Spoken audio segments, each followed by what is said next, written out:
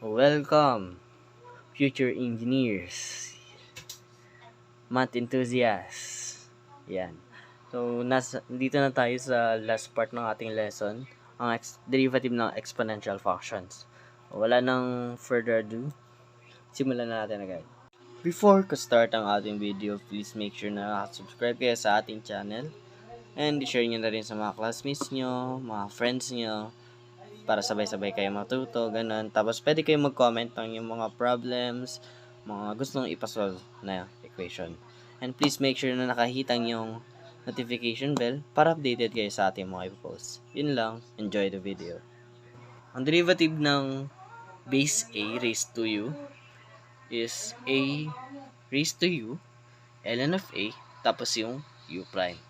So, bali, ang ginawa lang dito, kinopya mo yung diniderivative mo, i-ln mo or i-natural log mo yung A, tapos i-times mo sila sa U prime. Ganun lang. Kadali na naman. Ang dali naman. So, grabe, napakadali. So, paano naman, medyo pahirapan natin. So, derivative, kunyari, ng E raised to U. Ano derivative niyan? So, yun lang. Copyin daw natin yung base, ay yung diniderivative natin na a to the u, then ln ng e, tapos times natin sa u prime. Ayan. Hala, ln of e. Ano nga ba ang ln of e? Familiar ba sa inyo? Yes, it should be familiar. Kasi ang ln is log base e. Tapos e. Kasi ln of e nga. Parang familiar na ba ulit? sorry. First time, medyo na kinakabahan. So, saan to equal? Sa 1. So, derivative pala ng e to the u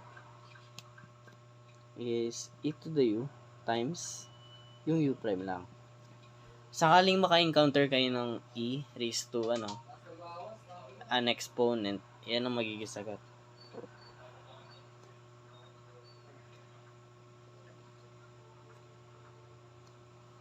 E to the u times nung derivative nung u natin.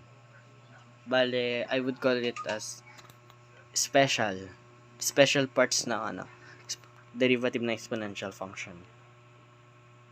Okay? Siguro pwede na ako magsimula ng examples. Mabilis ang mga 3 examples siguro.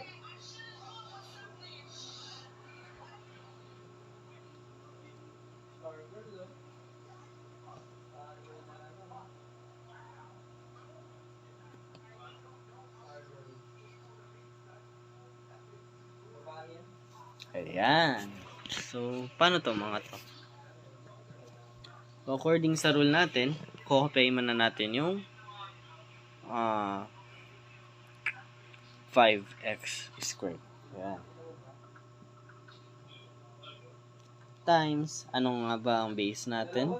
Since base daw, ang kukunin nating natural logarithm, ln of 5. Tapos, anong derivative ng exponent? Tama, 2x. Ayan. Super dali lang, di ba? Mabilis ang lang. Parang wala pa yung within 5 seconds Parang 3 seconds nga lang Joke lang. So, next, e raised to square root of x. First, kopyahin natin, square root of x. Tapos, derivative lang nung exponent niya. Ano nga ba ang derivative ng square root of x? So, 1 half x raised to negative 1 half. Super dali. Super duper dali. Di ba? Last example na agad. Wala pa tayong 5 minutes. So, bale, kopyahin muna natin. 3 sin x. 3 raised to sin x, rather. Tapos, ln of. Ano nga bang base natin? 3.